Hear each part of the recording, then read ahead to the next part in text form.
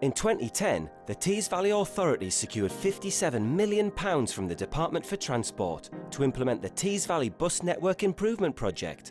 But what exactly is the Tees Valley Bus Network Improvement Project, or TVBNI as it's known for short? The main aim of the Tees Valley Bus Network Improvements is quite simply to improve the bus services in the Tees Valley. Although there's been a recent decline in bus passenger numbers, what's happened is that the bus is still a major part of the transport network, and a lot of people use the bus to get to work, to get to health facilities, leisure facilities, school, and to come shopping in town centres. So we felt it was really important to provide the best bus service we can for those people, and also provide a real choice for people who don't currently use the bus or who may want to for work or leisure or health or education.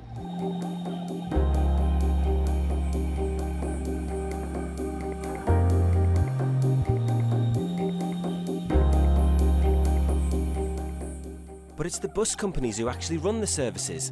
Don't they need to be involved in the project? I think it's both essential and inevitable that local authorities and bus operators end up working in partnership, something that's being delivered up and down the country.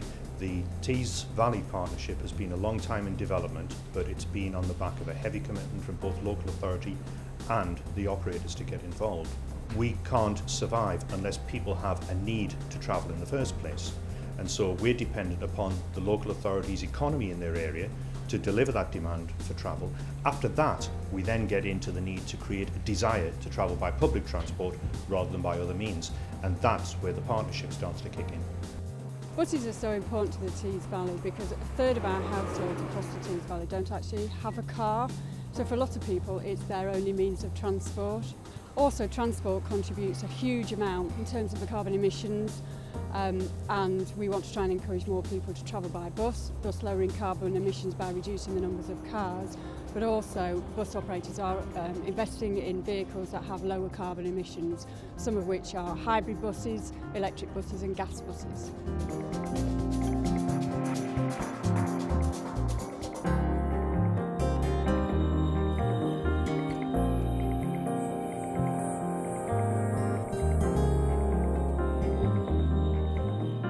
So the bus companies and councils are working together in partnership. Between them, what improvements will TVBNI deliver? Each of the 5 local authorities has got some major schemes within the programme. For example, in Darlington, there's been some work recently completed on North Road, which removes a major bottleneck and delay junction from the north of the town.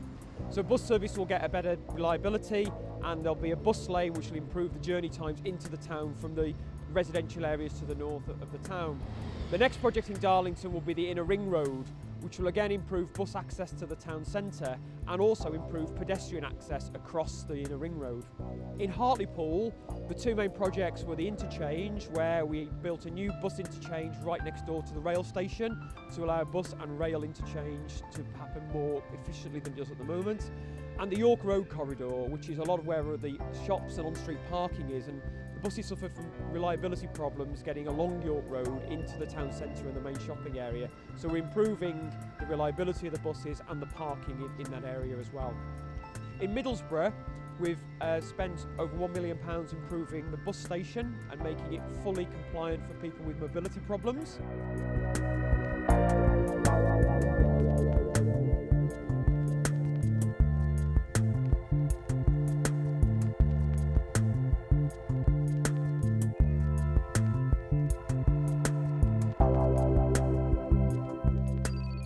In Stockton, you'll see Stockton High Street and the major improvements to St John's Crossing at the southern end of the High Street, which will foster the regeneration of the town as well.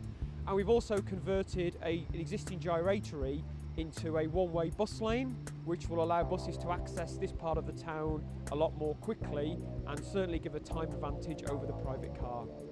And finally, in Redcar, we're about to start work on a new interchange in Redcar, which is close to the railway station, which will support the regeneration of the seafront.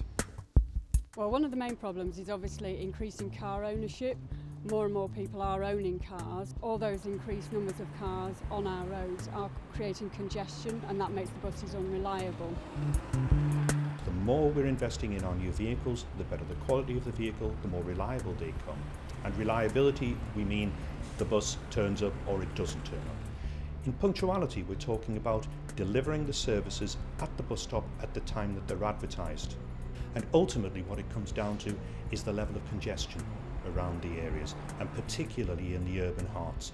That's why we're particularly keen to be working with all of the 5 authorities within the Tees Valley Bus Network Improvement Partnership to ensure that car parking policies that they use within the urban central areas do not work against the use of public transport. I cannot possibly stress firmly enough the impact that the introduction of a policy such as free car parking in an urban area could have to damage bus services, both in abstraction of passengers and increased congestion, therefore impacting on punctuality of services and thereby impacting on the key priorities that the residents of Teesside are looking to see. The main infrastructure schemes were chosen on the basis of those parts of the existing bus network which were most unreliable at the moment. And for a passenger trying to get to work or to school or to a hospital appointment, a bus that runs for 20 minutes one day and 40 minutes the next is really unreliable, and so therefore is not a viable choice for them to use in transport terms. Over 40 million trips are done by bus every year across the Tees Valley, so it's a really important part of our transport network. But those numbers have declined over recent years. People need bus services to access shopping, education, jobs, and we need those services to be viable. And therefore we felt we needed to do something to make sure those services were reliable, punctual and of a high quality to encourage people to continue to use them. But the Tees Valley Bus Network Improvements Project is not all about infrastructure. We often forget when we're engineers and we're designing schemes and building schemes up that actually the journey on a bus starts with a journey on foot and ends with a journey on foot as well. And it involves people waiting at bus stops or waiting at bus stations. So we've been very, very keen that that project encompasses what we call the whole journey. So we're talking about planning with information and buying tickets at source, at home. We're talking about improving the facilities walking to stops with CCTV and better lighting. We're talking about making the bus shelters better with litter bins, and we're then talking about the buses themselves, so newer, cleaner buses, a standard and a customer chart that people should expect to see on these types of buses, with driver training incorporated as well, so that the whole journey is a much better experience and becomes comparable to the private car. One of the innovations that we and other operators have brought in just in the last couple of years has been new technology within the driver's cab. The system that Stagecoach uses is called Green Road, and it works on a traffic light system that the driver is monitoring all the time, and it is recognising the movement of the vehicle from side to side, up and down, forward and backward. It's recognising acceleration, it's recognising braking. And we have targets for our drivers to be achieving, and the progress that they've made since we introduced this system less than a year ago has been extraordinary. But that as a result is giving a much smoother ride to the customer. What this software also shows is problems with particular junctions and roundabouts where the natural line of the vehicle is a bit too harsh. So it's where the benefit of the partnership comes in again. Part of our role as a highway authority was actually to improve the highway network itself, so improvements at junctions in particular to help the buses operate more efficiently and effectively along the highway network. Does the partnership need to continue? I don't think we can possibly work without it. It provides a useful, formal framework for us to do the work, but the reality is all that we've actually done with putting this framework into place is to formalise the arrangement that, for example, I on a personal basis with Stagecoach have had with many of the officers at Middlesbrough Borough Council, Stockton Borough Council, Hartlepool and so on for many, many years.